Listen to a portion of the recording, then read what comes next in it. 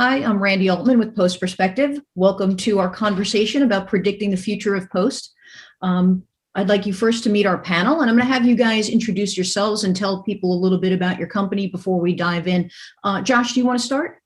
Sure. Hi, I'm Josh Senior. I'm the CEO of Senior Post. We are a post-production facility typically based in Brooklyn, New York. What we're going to talk about today is where we are now and what we do.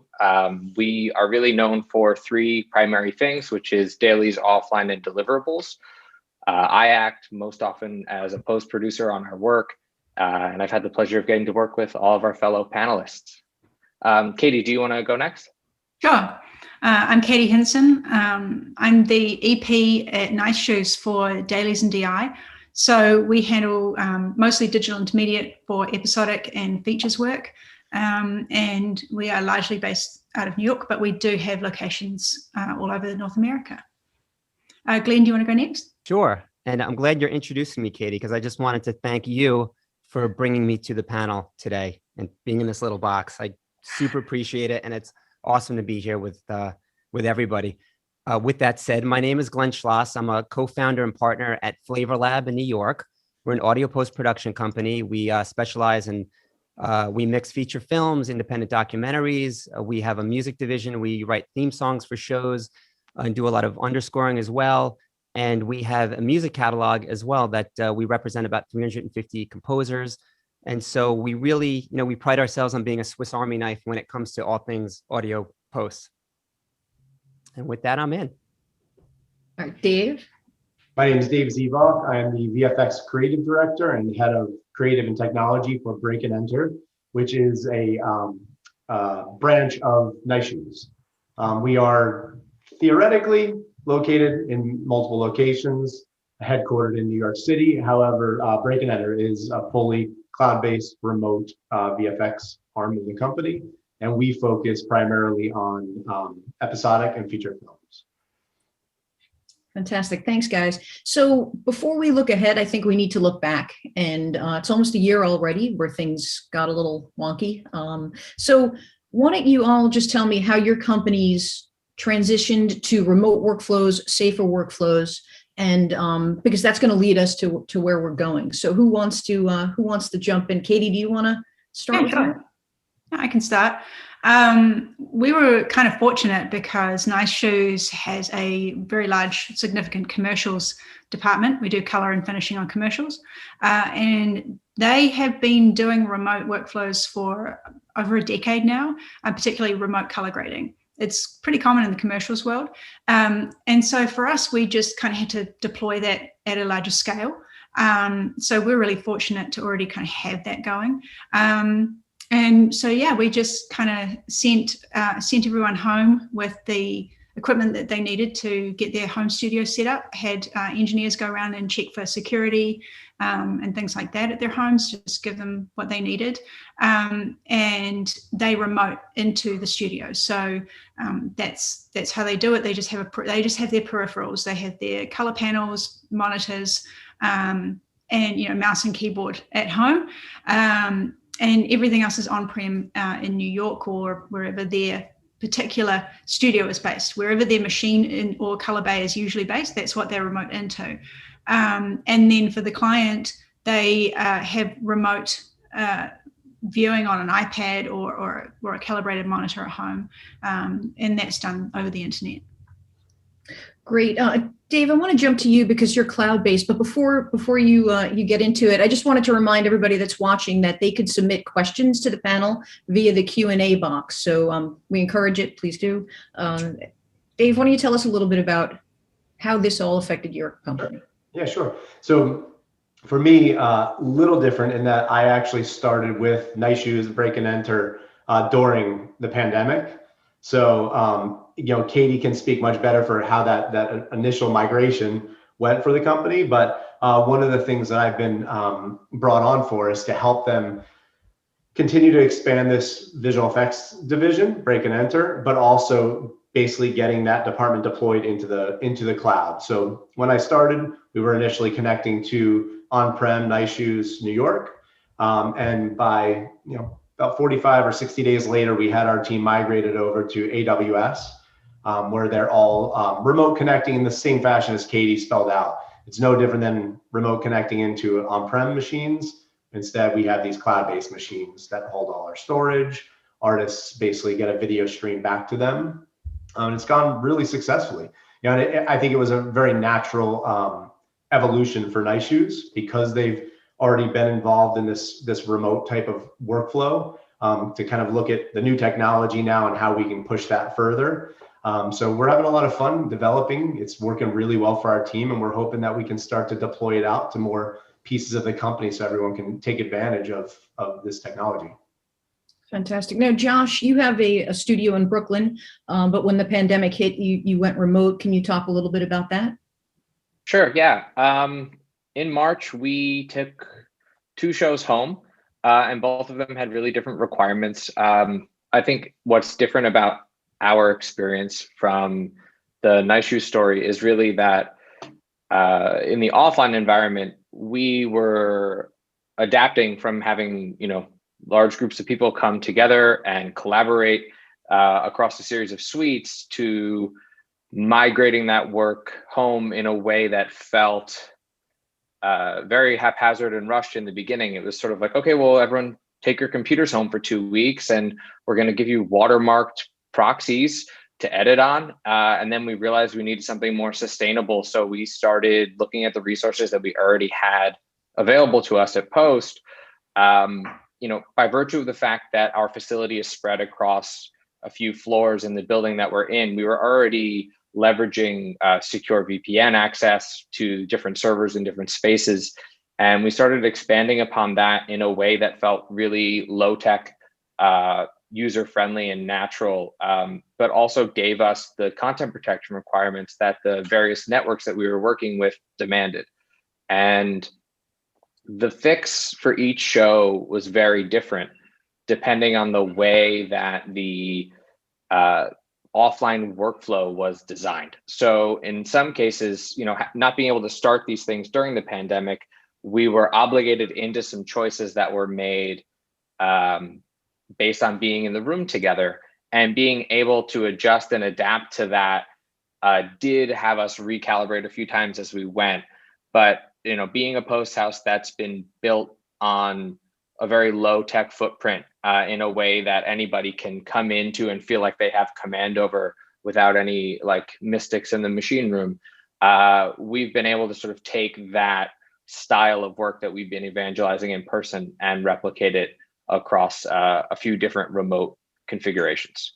Now we are starting shows fully remote, where we are pre-building and shipping out kits. Sometimes we are accessing virtual machines on premises, but more often than not, the common denominator is really our server, which we access through a few different ways, depending on the needs of the show. And then obviously with us, for clients and producers and showrunners, we're conducting a lot of that in-person approximation through Evercast and video chats and things of that nature. Very good. Now, Glenn, you come at this from the sound perspective, which is a little different world. So why don't you talk about how this all worked for you? Were you able to mix from the beginning, or was it more editing and creating music? Sure. So similar to Josh and some folks on the panel, we were in the middle of jobs and we were mixing shows. And so I think certainly I was a little concerned about how that transition would work out. And it was pretty seamless. It was pretty seamless being caught in the middle of a show and having to recalibrate some of the studios and go remotely. We had a beautiful footprint on 23rd Street, 23rd and Park in Manhattan. And, this pandemic hit and we had to pivot. And ironically, our lease was up in August. So when things were happening, it was very fortuitous for us. We got very lucky. And the mixing at home, it's been fairly seamless for us. I was nervous about approvals, about clients not coming in for the final mixes. But the feedback after the first round of giving people mixes was, hey, this is, I can have my cup of coffee in my kitchen. I'm listening to the mix at my own leisure. I'm not on a clock in a studio paying for time. It was really nice to get that kind of feedback in the initial round of doing this. And I have to say also, closing down 23rd Street was such a bonding experience, I think, for all of us at the company, because it was all hands were on deck. I would come in one day to move things. Eric would come in the next day. Brian would come in from Connecticut to move things. And it was really, it sort of became a bonding experience for all of us to come together. And I think also when this hit, I was thinking, my first thought was, do I have the right team in place? And I'm a little nervous about this. Immediately, I realized that I'm working with the right people. Everybody had my back. I had everybody's back. If I needed anything, Riley, my studio director, she would drive in every other day to pick things up. She was dropping off drives to different clients in Manhattan. And so this pandemic has definitely brought my company closer together, I felt like. And yeah, I'm happy to report it. It's been pretty seamless for mixing. Well, that's fantastic, because we wanted to talk about, you know, the advantages, but also the disadvantages. But you also brought up clients and the human factor, and I sort of want to touch on that from two different perspectives. One, the client, and how do you convince them that things are secure? How do you communicate with them to make sure that you're all getting what you want, because you're not face to face, and it's hard to read people when you're not face to face. So why don't you guys just jump in? I know I just threw a lot at you, but who wants to jump in first? Well, I could quickly, Glenn, I can quickly tackle some of the security issues. Lucky for us, my partner is an IT expert, so he really spearheads the security aspect at FlavorLab. We have a co-location facility up in Hawthorne, outside of the city, with which is incredibly secure, with swipe cards and eye scan to get into the facility. We have I believe it's every 15 days we have an auto delete, so we don't keep things on the drives. We have a VPN security in-house. We have a whitelist IP address system as well. We have a two-factor verification system. I think the challenge with some of the security stuff is that the more security you put in place, the more hoops for our clients have to jump through to get, what they need to get. And so I think there's that dance of, how much security do you want? We can give you as much security as you'd like, but also the ease of getting the files back and forth is also a consideration for us. So we've been, so far it's been very good, and we've been very secure with the co-location outside of Manhattan. Okay. Dave, do you want to? Yeah, I'll jump in on it. I mean, the one thing that's for myself that's been really interesting with this is security has gotten a lot easier to deal with. Being on-prem, secure, there's so many different layers of security that we're required to hit for MPA, TPN, and on-prem, the amount of equipment and infrastructure and just configuration that needs to be in place for us to get approved by these organizations is really difficult, and it takes time. And even just going through the audits, as things are catched, it may be, all right, we'll check in again in 3 weeks because we need to order hardware, we need to deploy it, we need to test it, and then report back. We've just finished up one of our security audits, and in a week, you can give us a list of things that they would like to see us adjust on our end. And because we're cloud-based, it's all in kind of a management panel. Like, we can control all of this from like a very simple front end. And I'm oversimplifying it. There is more to it than that. However, it is so much easier, and we're able to kind of respond to those requests a lot more real time than you would be able to on-prem. So it's actually been great for us in that regard.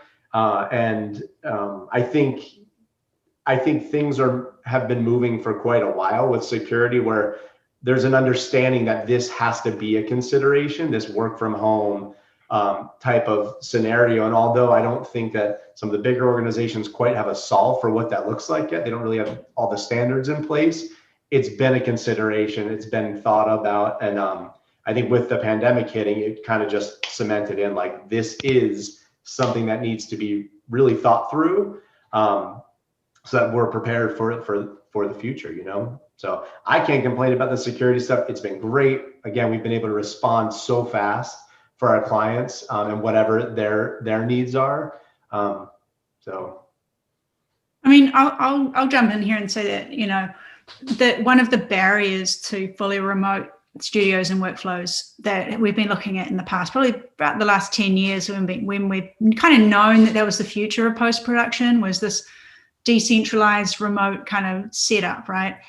And one of the barriers to really going that far was always security. It was that we hadn't cracked security. We kind of had cracked most of the rest of it. We knew that we could, it was quite possible to, do most of it remotely. There was a little bit of psychological barriers there, with some people thinking, well, you can't possibly hear a mix unless you're on the stage. You can't possibly see the grade unless you're there, in the DI theater or whatever. And obviously, by necessity, that was overcome in the last year. And also, there's been a lot of innovation that's also helped get that last mile.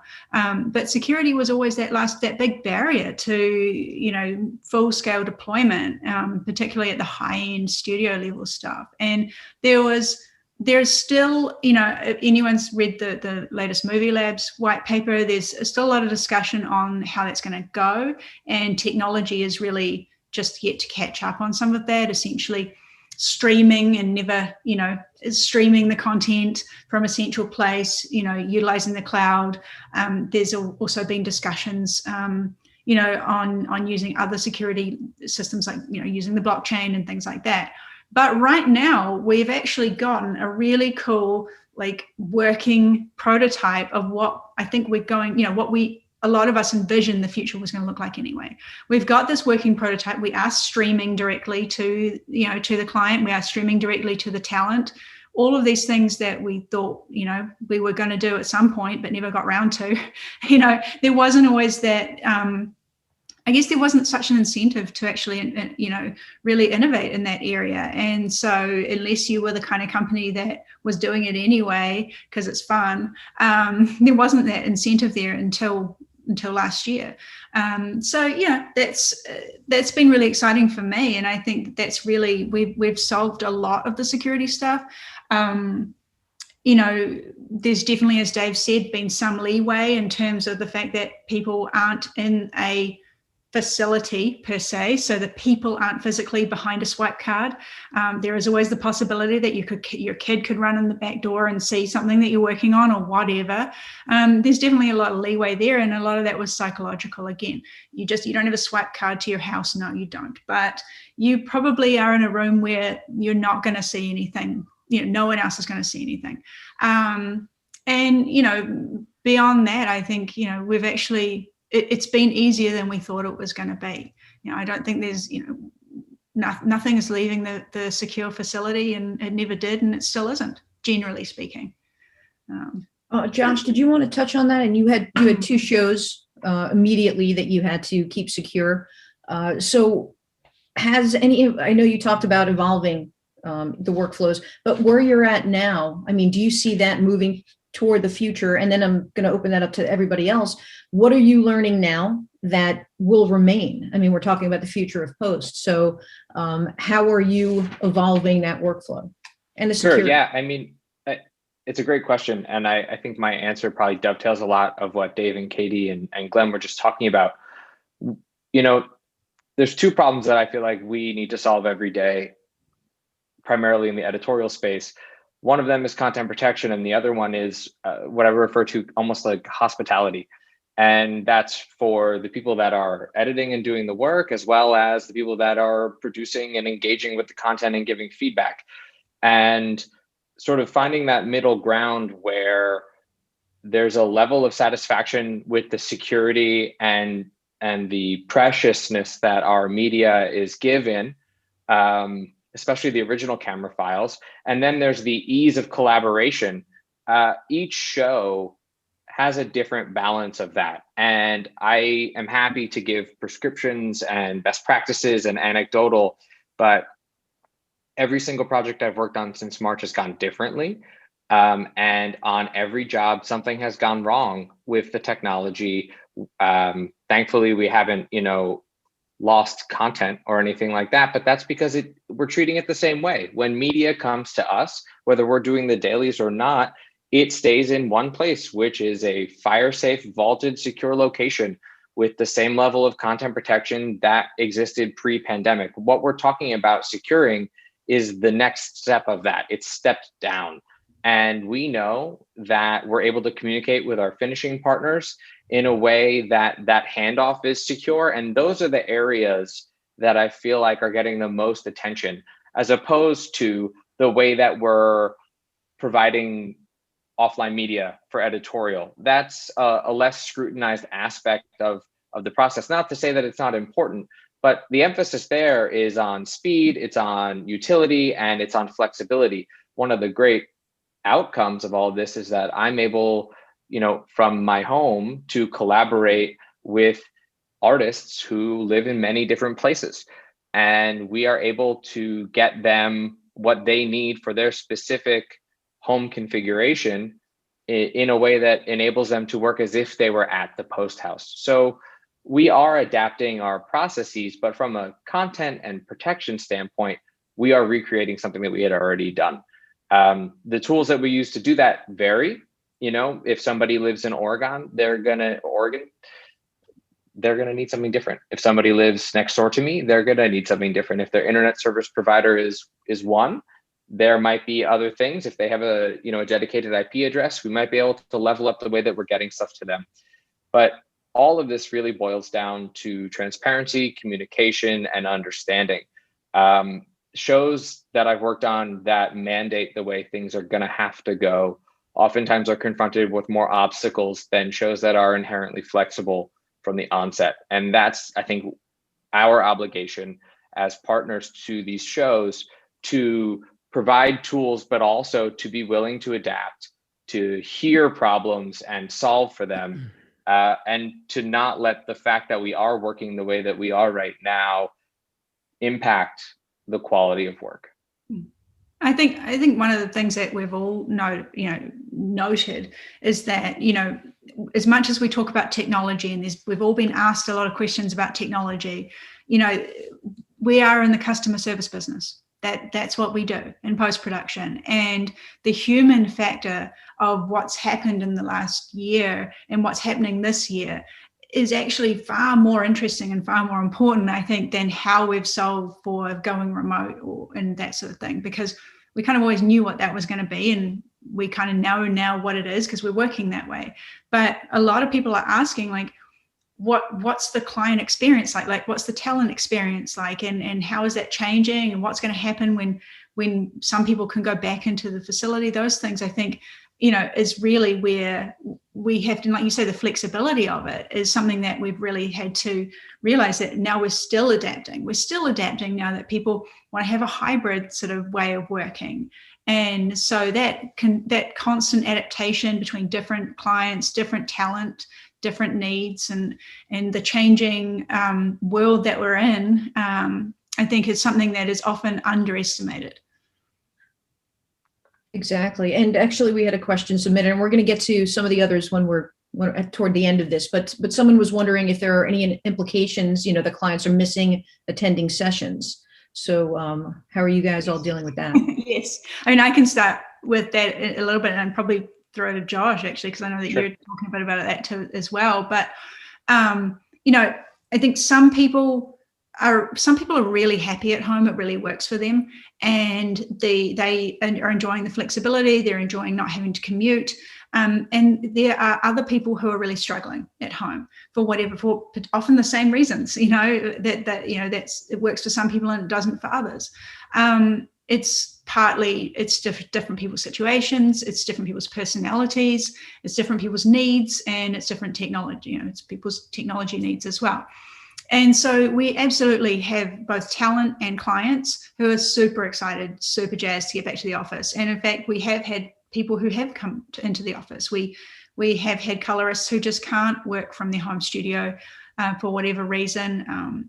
Some people have kids and some people don't have the space, and some people just need that going into the office and having that separation. So we have had people going into the office and working remotely with clients, but in the office. And there are certainly clients who are asking to do their final reviews now in person. And so that's really what I'm seeing the trend towards for this year, is that a majority of the work is being done remotely, and then final reviews are being done in person. And like I say, there are some clients who want to come in, there are some clients who never want to come in, and the fact that we've kind of set things up now such that we can give people options has actually been really awesome, and it's really good. I think it's also being more inclusive to different people's needs, and it's allowing everybody to kind of work at their best, whatever it is that whatever way it is that they prefer, and whatever's right for the show as well. Yeah, I couldn't agree more. I mean, when you're at home, you're at home. And when you're in a session, I think there's an expectation about what's going to get done.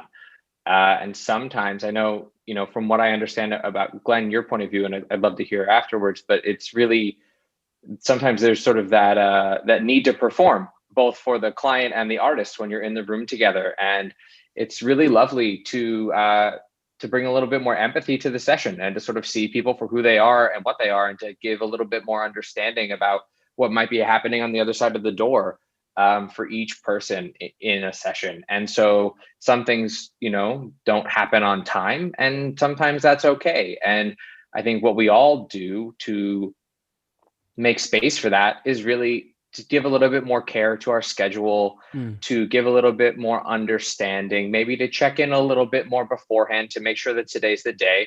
And if we get into the session and it's not the day, we need to make that okay too. I think what's happening is we're starting to see people for who they are and where they are while we're working. And I wouldn't be surprised if the quality of work goes up from that, because when it's not right, that shows. So Glenn, I know you were talking a little bit about this in one of our earlier conversations. What are you finding, for the in the room stuff? Yeah, Josh, I think the in the room stuff is, the pandemic has accelerated the idea that we could work on our own independently and more efficiently. I feel that for us, I haven't, since this has started, I can't tell you, I can't count on one hand who's wanted to physically come in to approve mixes. I've had a couple of voiceovers that people have wanted a booth for, but nobody has asked to come in for a final mix. Now, this was sort of trending this way, pre-pandemic, where, we have this beautiful space on 23rd Street and all these amenities, and people are coming in for half a day to approve the mix. So we were thinking in our heads a long time ago is, as you know, Josh, very well, better than all of us, real estate is incredibly expensive, especially in Manhattan and Brooklyn.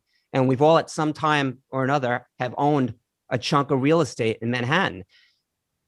And I think it's funny. I mean, I remember a conversation I had with a client of mine in the 40s who told me that, I'm so sorry, but you're on 23rd Street and it's just too far for us to travel. Mm-hmm. And, think about that today and what's going on right now. That would be an absurd conversation to have, right?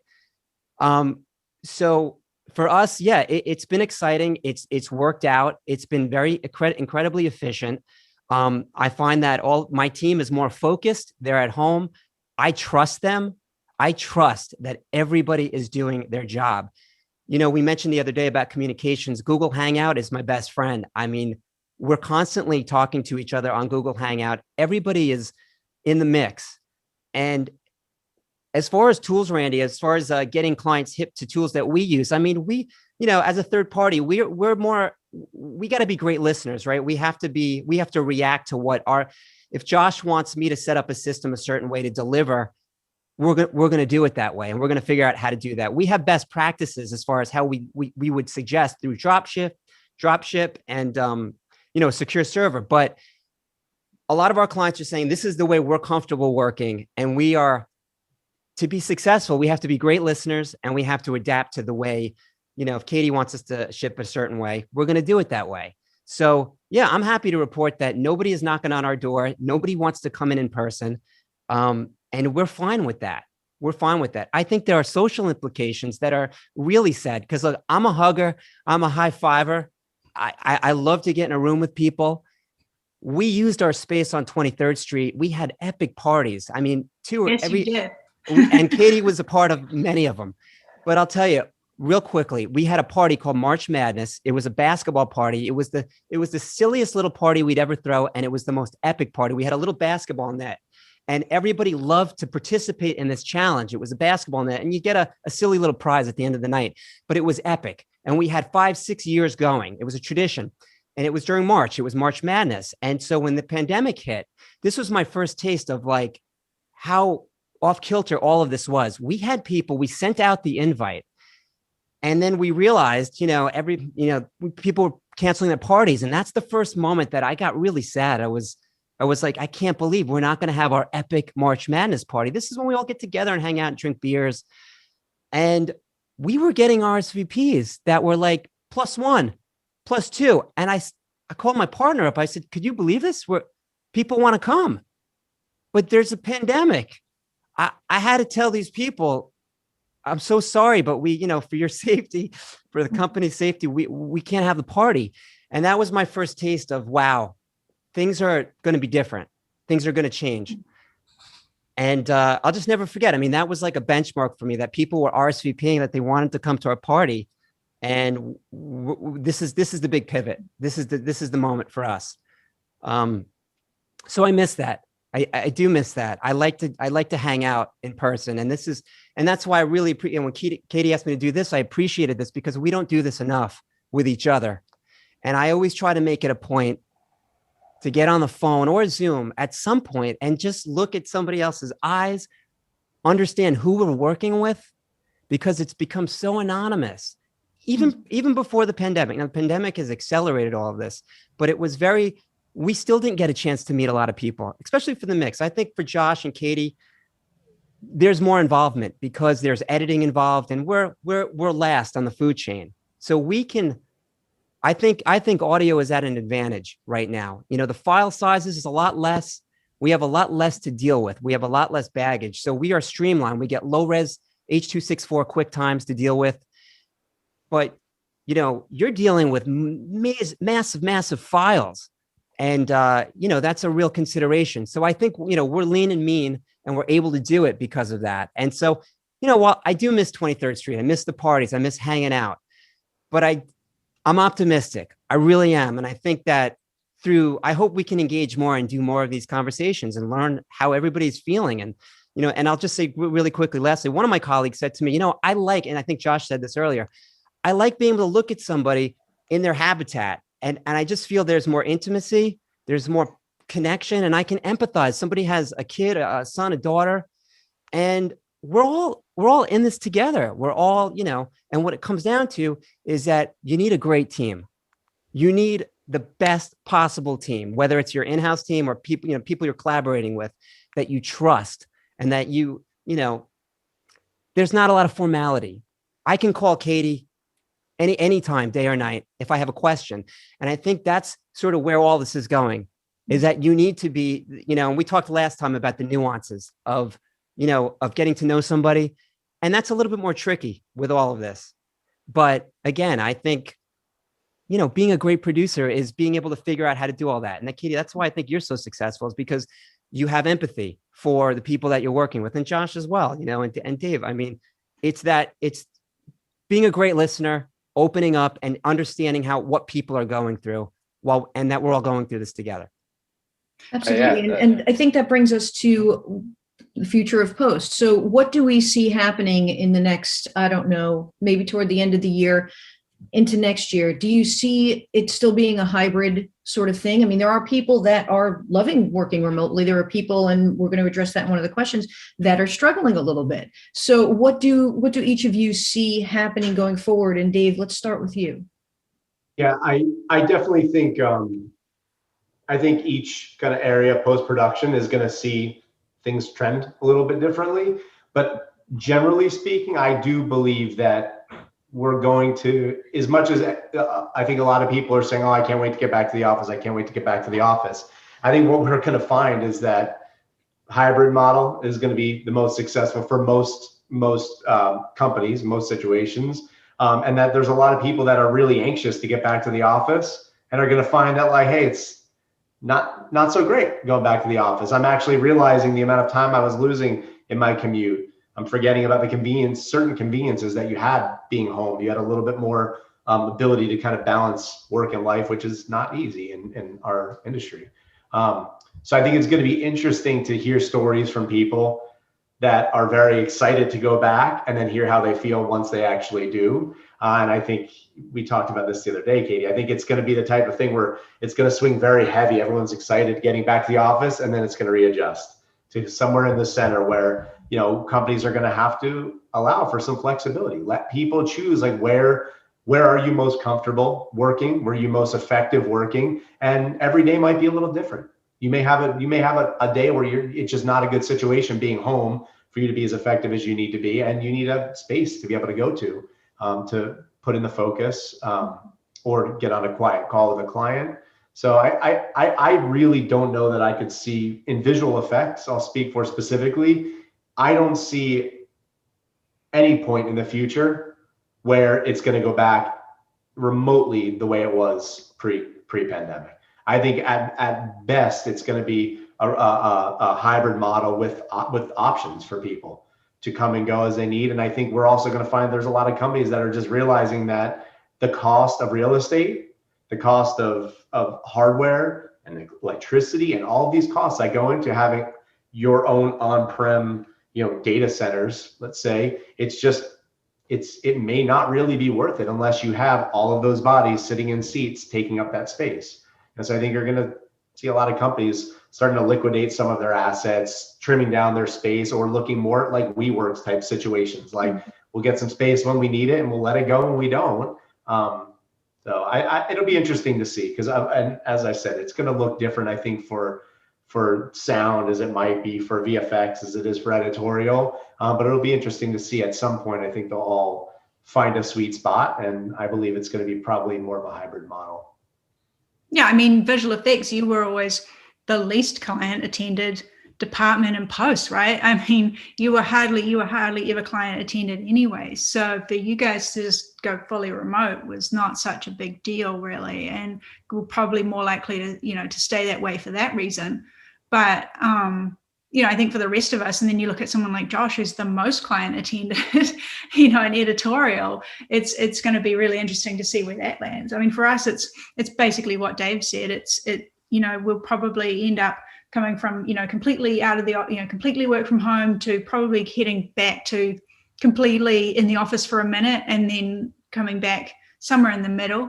And for us, you know, for my team, it's all about, we've invested so much in people working from home. We've invested so much in the infrastructure, the innovation, and everything else that we've needed to do to solve for that. And so we want to keep that in place and allow people the more flexibility. And the thing is that in this business, the more flexible and agile you are, the more successful you are anyway. And that's really been proven in the last year. And it's like, it's presented us a lot of great opportunities. I think we do need to try and go to have the opportunity for people to go back to the office, especially because it might be great for some people, it's terrible for others. And it also really, one of the challenges that we're having is training some of our more entry-level staff, right? If you're not there, that can be a much bigger challenge for them. And we need to get that pipeline of talent moving. And if we can't offer people really good, strong training opportunities and professional development opportunities, you know, that's going to be a problem for us down the line. So, you know, but I think, you know, like Dave said, for us in color, we're going to end up somewhere in the middle and give people that full on flexibility. But I think it'd be really interesting to hear what Josh has to say about that. Well, I hope I can satisfy the hype. I think, you know, we run a business that's based on creating an environment that cultivates people's creativity and collaboration. So our investment is not in physical infrastructure. Our investment is in making the context with which people are working together successful. And that predates the pandemic. The reason that the spaces that we have are built the way that they are is around flexible ways of working together. We don't have 17, 18 rooms that are exactly the same. There's nuance to the way that our space is designed. And what I can tell you is that the space that we'll be coming back to will not exactly resemble the space that we left. Every project that we start has a path back to post because that's what's being asked for. And as COVID compliance continues to get more robust on the productions themselves, what you're getting is because we see people right after the shoot is over. You're getting people who are leaving set that they've been on successfully for 20, 30 days in person. And to tell them, well, hold on a minute, we're only all remote, I'm the front line of that pushback. And they're saying, well, wait, you guys don't have a CCO. There's not, we'll just get our temperature checked and be careful and go into our room. And people are chomping at the bit to get back to post, especially for the type of TV shows and films that we make at Senior Post.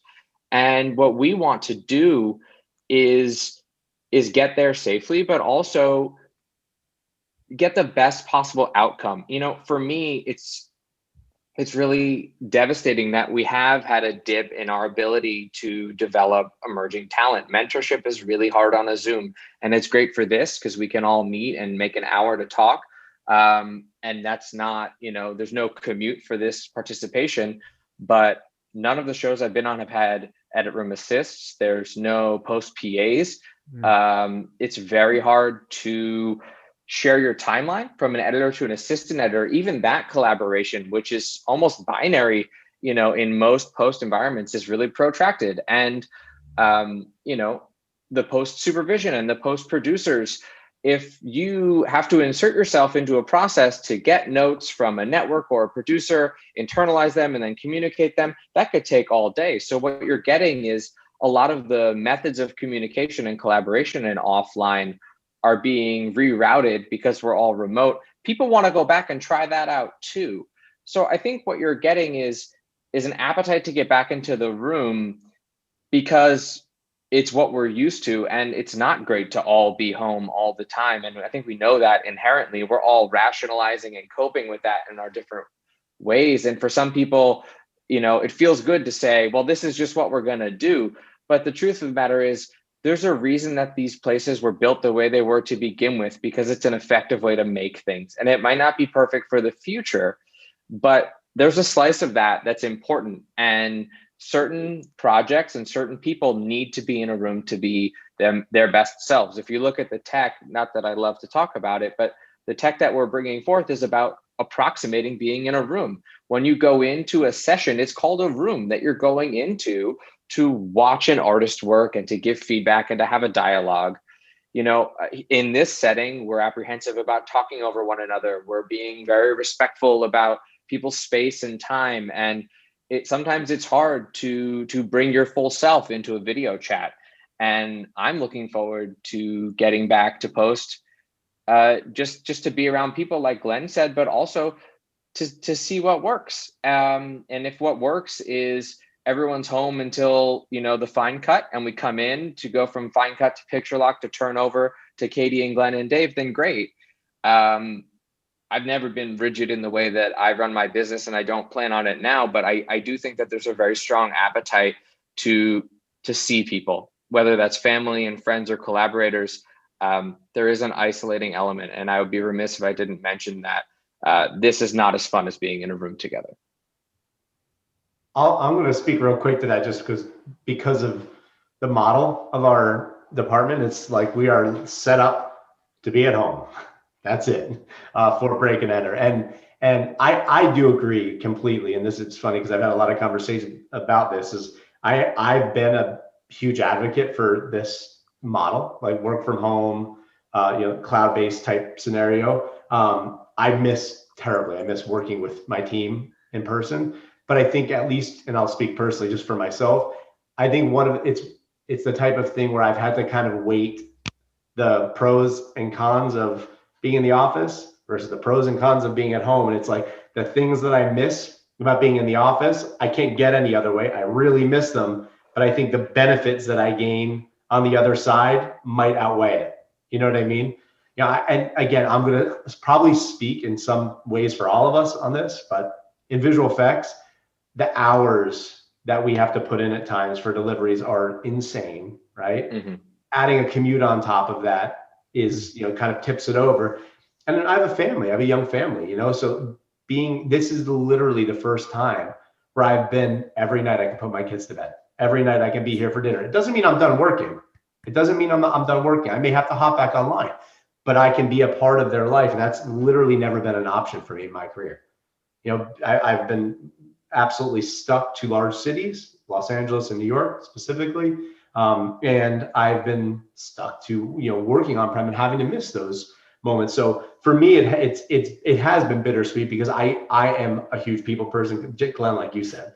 I'm a hugger. I love like the personal touch, and really being able to get to know people is kind of the fun part of what I think all of us do. Yeah, totally. But what I gain from this, I just can't see. I could never see going back the other way for myself. You know, there's just, I've never had balance like I have now. And because of that, for me, to your point, Josh, is like, there are hurdles to this. And even with us being completely designed to work this way, there's still hurdles. And I just see it as the type of thing, like, it's technology. We find a hurdle, we work on it, and we solve it. And then we're going to find another hurdle, we're going to work on it, we're going to solve it. So, and look, is it ever going to be perfect? Probably not. But I do think that we're going to see more and more things, you know, new technology come out that's going to help assist with some of this. I've had some really funny ideas, Josh, about the communication you were talking about. I miss that too. Like, I miss being able to be in my office and be having a conversation with our head of production, for example. I can still be working here and we're talking. We have ideas. We're going back and forth. And, you know, I could totally see the whole like AOL Instant Messenger type thing kind of come back, not as a chat, as a vocal, an audible room that you step into and you can just talk with your team. You can continue working, but you can talk with your team. You know, I think finding solutions like that to solve some of this is really important, because I think we all agree, like, it's probably not going to go completely back the other way. So rather than, for me anyway, rather than saying like, oh, this, you know, I missed this, like, how do I solve this? You know, we talked about, you know, young talent, super difficult. That's not like a thing that like just haven't figured out yet, how we nail that. It's been great for us because, you know, seats aren't a problem anymore. Real estate space, it's not a problem. Like, I can make room for juniors to come in places that I may not have been able to before. So it's like, I can find more opportunity for them, but how do we train them in the same way? How do we give them that, you know, that level of collaboration that they need to really move their career along and really, you know, grow within the company? It's really tricky. But I think those are the things that I think we're going to see more and more solutions for. I think technology is going to help. We got a lot of bright people that work in post-production, and I think we're gonna find solutions to at least satisfy some of what we're missing. It may not replace the in-person, but it'll satisfy it. Dave, you touched on the kids, and that really kind of hit me in the heart, because I have 3 small children. I know Josh has children as well. And that has been a luxury to be able to walk. You know, I'm in my studio right now. Upstairs, they're on remote learning. So at any moment I could walk up and give them a hug, and that's awesome. But it's also finding that balance between, where's that boundary between your daddy's always working and it's literally 24/7. And it's like, I do see that as an issue, as a social, you know, implication of what's happening. Like, yes, this is great that we could still do what we need to do, but when it becomes 24/7 and it impedes on hanging with the kids, there's definitely, I think I have to ask myself that question: is there a line, and can I satisfy that line? As far as no commuting, that's awesome. It's expensive to go to New York City. It's expensive. Let's face it. You know, if you're working in Connecticut or New Jersey and you have to take a train in and to go to Grand Central, I mean, those are costs that you're saving, that we're all saving. So that's on the plus side, right? And you have to weigh the plus and the minus. But most people I talk to say, we love the commute. It's real easy to go from one bedroom to the next. But I think at the cost of that is, where do you draw the line on Saturday and Sunday? You know, when, you know, I shouldn't come down here and be playing piano. And it, admittedly, it's hard. It's hard for me because it is such a all-consuming 24/7. And they know, oh, daddy's at work. So we're trying to negotiate that. That's a constant, you know, negotiation. Okay, so we have a lot of questions. They're diverse. I think you guys can see these questions. Glenn, I think there are 2 that maybe you could address. One is from another audio studio, sure, who isn't necessarily enjoying this as much as you. And maybe you could share some things with that person. And then also, as a second part of that, someone wanted to know what you're using for review, for audio review. They've been remote as well. They have a handful of clients that do come in for the final mix. So sort of the hybrid thing. So if you could just tackle that in any which way you Sure. want. Well, Randy, when you say not enjoying, you mean the process of where we're at home? Well, yeah, Remote I think mixing? struggling a little bit. So he said that they're not necessarily enjoying working this way, and that they're looking forward to a more sustainable way to work. And also, seeing the lessons learned now and then applying them to the post-COVID world. But yeah, and it could go back to the personality thing and wanting to be with people. Yeah, no, and I appreciate that question and that comment. I spoke to an editor the other day that we got pretty deep, and he was saying he's depressed. I mean, this is not working out being at home. And I know everybody has a different barometer of what a lens that they're seeing through. So I really empathize with that question. I appreciate him bringing that up. Again, I try to wake up and do affirmations every morning, and I hopefully bring that to my team as well. But there is definitely an isolation issue for a lot of people, and let's be honest about that. That's happening. As far as the tech part of the part two of the question, we're generally FTPing mixes remotely. Clients are approving mixes on different sets of headphones, different sets of speakers. It is the Wild West, as anybody in audio land can attest to. And so nobody has, there isn't one standard we've found for as far as approving mixes, but there's a lot of conversation back and forth. There's a lot of occasionally inconsistencies. Somebody might put something in mono when they lay it back. And these are problems that have existed since the beginning of time, but it's very important that the audio house is every step of the way communicating either through Evercast or Frame.io. We use Collaborate as well a lot. Again, this is all dependent on our partners and what their comfort level is, but we're generally mixing, 5.1 stereo 48 kilohertz, 24-bit files, and we're up-resing it through our secure drop ship, and they are approving the mixes. And, Randy, honestly, we haven't had anybody really push back on the mixing. I mean, and I think part of that is because we've been doing it for so long, and I'm sure a lot of these folks are also doing it for a long time. We built trust. We have a lot of rapport with our clients. We understand the shorthand.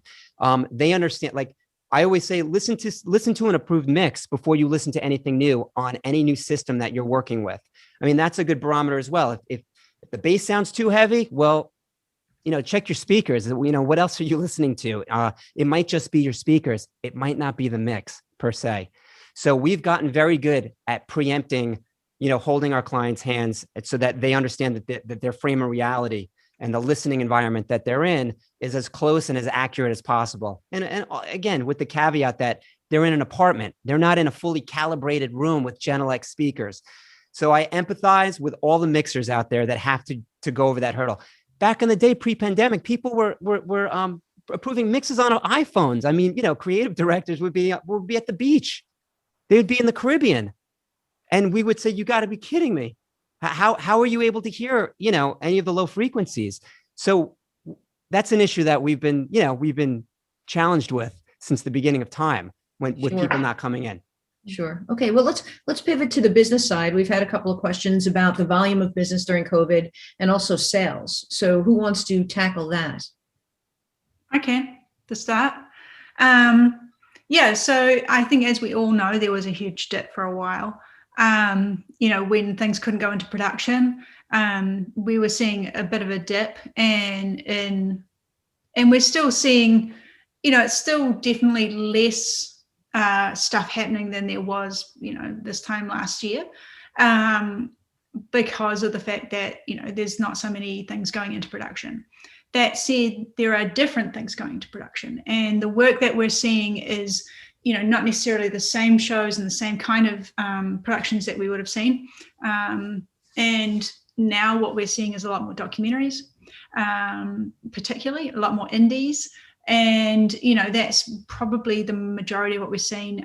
TV is both in TV and features. We've seen a lot more TV than features, although that's coming back a little bit with documentary features in particular. So I would say that in terms of the sales pipeline, yes, there was a dip. It's coming back. And largely what's coming back is it's pivoted. So some things have been put off for like a year and are now going to shoot overseas, and they're coming back for post.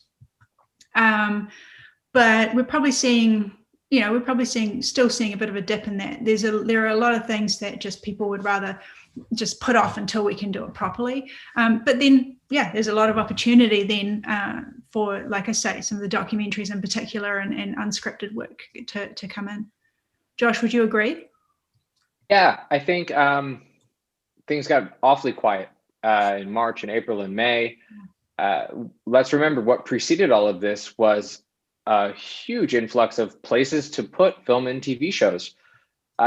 We are in a world now where there are a lot more homes for your show or your film. Mm-hmm. And as a result, those places all need content, whatever that content is. So there's certainly an appetite to be making things. What I'm seeing now is sort of a step forward from the manic planning that I would describe the summer as, to some more pointed, model-based option solutions, for lack of a better word. We're saying, can we do this way now? Can we start it here and then plan to go back to a post house? Can we do the whole thing with 3 editors? Can we do it with 1 editor for 3 times the amount of time? We're gaming the variables now in a way that feels a lot more actionable. I think it's very clear that there's a tangible fatigue for the amount of work that's being made. People want to do more. And so the restlessness is now manifesting itself in a lot more conversations about opportunities. I am certainly seeing less deal flow than I saw in previous years at this time, but the type of work that is happening currently and that I'm in conversations about are new and exciting types of things. And that's really cool to see. I am finding that there is a lot more inter-company collaboration, and I couldn't be more grateful for that. I don't think that, at least for myself, I don't see us trying to build a place that everything can happen inside. I don't think that the all-in one-stop shop is needed when there isn't necessarily such an emphasis on physicality.